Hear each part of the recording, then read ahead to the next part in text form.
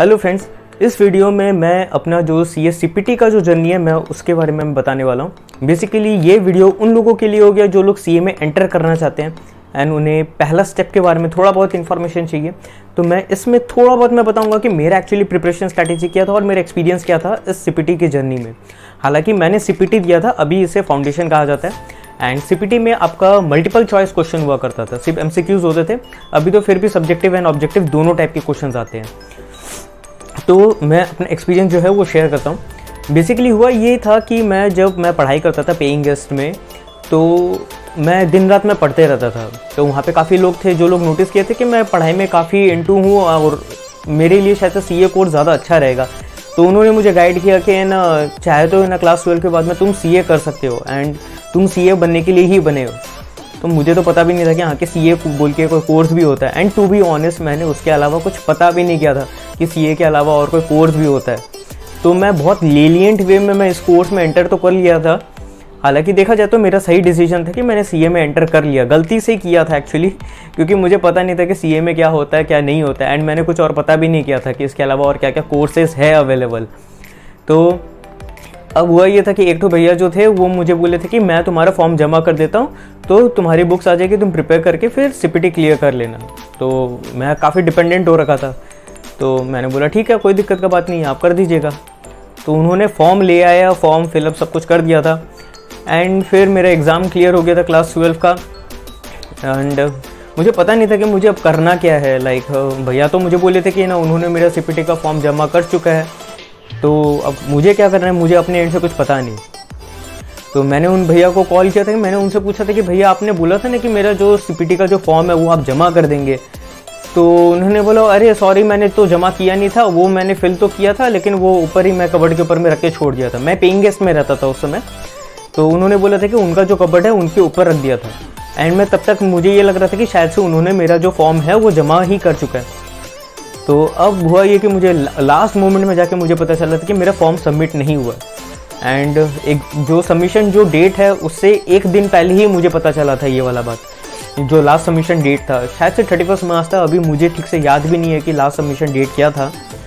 तो मैंने फिर फॉर्म जैसे तैसे फिलअप किया एंड फिर उसके बाद में मैंने उसे जमा कर दिया एंड मुझे बाद में पता चला था कि शायद से मैं एक दिन लेट हो गया हूँ।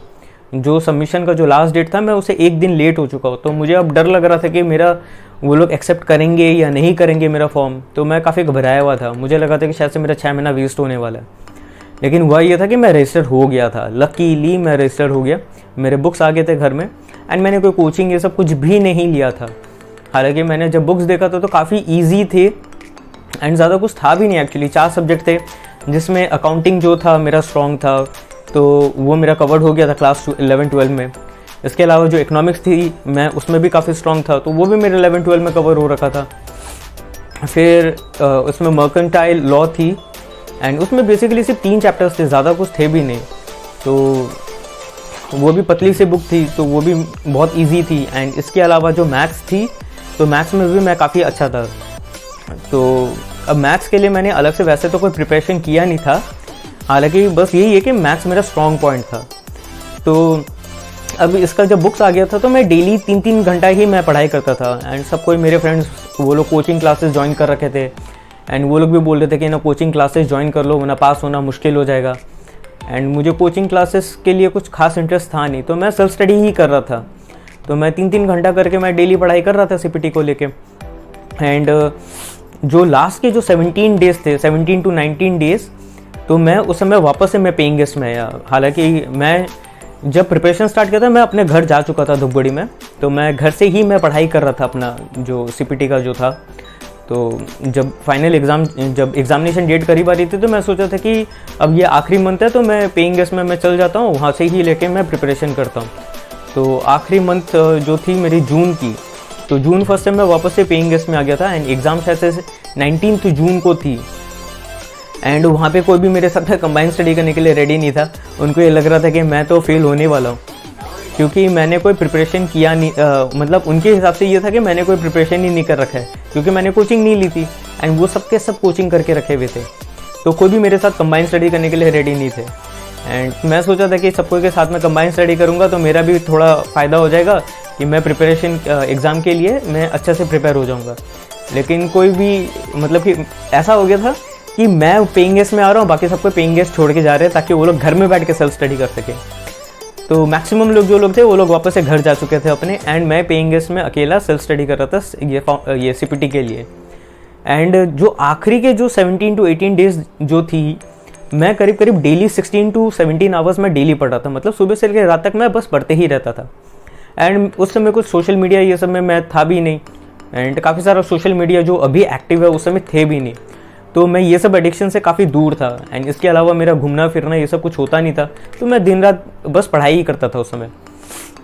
एंड बेसिकली एक तो ये भी था कि बाकी सारे के सारे जो सब्जेक्ट्स थे वो इजी थे, मेरे सारे तो कंप्लीट हो ही रखे थे करीब करीब, क्योंकि 3 जो सब्जेक्ट है वो मैंने क्लास 11-12 में ऑलरेडी ओवर कर चुका था। बस एक मर्केंटाइल लॉ थी जो कि मेरे लिए न्यू था, तो और उसमें भी सिर्फ 3 चैप्टर्स थे। मैंने 3 से 4 बार मैंने उसे भी रिवाइज़ कर चुका था। हालांकि मैथ्स के लिए मैंने कुछ भी प्रिपरेशन नहीं किया था, क्योंकि मैं यही देख रहा था कि उसमें ऑप्शंस तो रहेगी, तो ऑप्शंस देख के मुझे आइडिया हो जाएगा कि हाँ कि कौन सा आंसर जो है वो राइट होगा रॉन्ग होगा। तो मैथ्स के लिए मैंने तो कुछ भी प्रिपरेशन नहीं किया था। हालांकि ये था कि 11-12 में मैंने फार्मूला कॉपी बनाया था मैथ्स के लिए, ये क्वांटिटेटिव एप्टीट्यूड था उस समय। अभी तो आपका ये business mathematics, logical reasoning and कुछ इसी तरीके से आपका नेम कर रखा है सब्जेक्ट को। तो मैं एग्ज़ाम से एक दिन पहले मैंने जो अपना फार्मूला कॉपी बना रखा था 11-12 में मैथ्स के लिए, मैं वो गो थ्रू कर रहा था। मैं 4 से 5 घंटा मैं बस वो फार्मूला ही गो थ्रू किया था, मैंने अलग से कोई प्रिपरेशन नहीं किया था। हालांकि स्टैटिस्टिक्स जो पोर्शन था वो मेरा बहुत वीक था, लेकिन मैथ्स काफ़ी स्ट्रॉन्ग था मेरा। एंड फिर एग्ज़ाम का जो डेट था, एग्ज़ाम में मैं बैठा एंड एग्ज़ाम मैंने दिया। तो MCQ जो थी सारे के सारे मैंने ईजिली कंप्लीट कर ली। तो उम्मीद था, हाँ मुझे पास लग रहा था कि हाँ कि पेपर अच्छा गया, मैं पास हो जाऊँगा। हालांकि काफ़ी लोग बोल रहे थे कि एग्जामिनेशन हॉल के बाद में कि पेपर टफ था, पता नहीं कि क्लियर होगा नहीं होगा। तो मुझे ऐसा लग रहा था कहीं शायद मैं ओवर ऑप्टिमिस्टिक तो नहीं हो रखा हूँ। तो जब रिज़ल्ट आया तो मेरा 134 आया था, एंड बाकी सारे जितने लोग कोचिंग ले रखे थे उनसे मतलब कि कुछ लोग मेरे से ज़्यादा लाए थे, एंड बाकी मतलब कि काफ़ी लोग तो फेल ही हो गए थे, और काफ़ी मैक्सिमम लोग मेरे से नीचे ही लाए थे। तो कोचिंग का ऐसा कुछ खास ज़रूरत पड़ा ही नहीं था मुझे CPT में। तो मेरे हिसाब से ऐसा है कि CPT या फाउंडेशन लेवल जो है वो अगर सेल्फ स्टडी भी अगर आप करें ठीक से तो वो आपका क्लियर हो जाएगा, उसमें उतना ज़्यादा दिक्कत आता नहीं है। मेरा तो नहीं आया था, मैंने जितने भी कोचिंग ली थी सारे के सारे मैंने IPC से लिया था और CA फाइनल में लिया था। एंड जब CPT क्लियर हुआ मेरा, फिर मैं उसके बाद में पता किया था कि अब नेक्स्ट लेवल क्या है। एंड मैंने बाकी जो IPCC एंड फाइनल के भी जो वीडियो बनाए मैंने उसमें भी बताया था कि मैं कभी भी नेक्स्ट स्टेज के बारे में नहीं सोचता था। मैं एक स्टेज क्लियर करता था, फिर उसके बाद पता करने के लिए जाता था कि नेक्स्ट स्टेज क्या है। तो जैसे मेरा CPT कंप्लीट हुआ, फिर मुझे पता चला था कि हाँ कि IPCC के लिए प्रिपरेशन करना पड़ेगा। फिर उसके बाद में मेरा IPCC का जर्नी स्टार्ट हुआ। एंड IPCC से रिलेटेड मैंने एक वीडियो बना रखी है, तो वो भी आप मेरे प्लेलिस्ट में जाके आप चेक कर सकते हैं। तो आप IPCC के भी जर्नी देख सकते हैं, एंड फिर IPCC के बाद में CA फाइनल की भी देख सकते हैं। एंड आई होप आपको ये वीडियो पसंद आया हो, एंड अगर कुछ हेल्पफुल मिला हो या फिर आपको कुछ हेल्प चाहिए हो CA से रिलेटेड, तो मुझे कमेंट सेक्शन में बताइएगा कि आपको क्या हेल्प चाहिए, क्या चीज़ के लिए रिगार्डिंग आपको गाइडेंस चाहिए। तो शायद से मैं उसके ऊपर भी मैं वीडियो बना दूँ आप लोग के लिए। And thank you for watching my video. And पसंद आए तो लाइक करिएगा, कमेंट करके फीडबैक दीजिएगा, शेयर करिएगा अपने फ्रेंड्स लोग के साथ में, एंड सब्सक्राइब ज़रूर करिएगा ताकि मैं इसी तरीके का वीडियोस आप लोगों के लिए बनाता रहूँ। Thank you.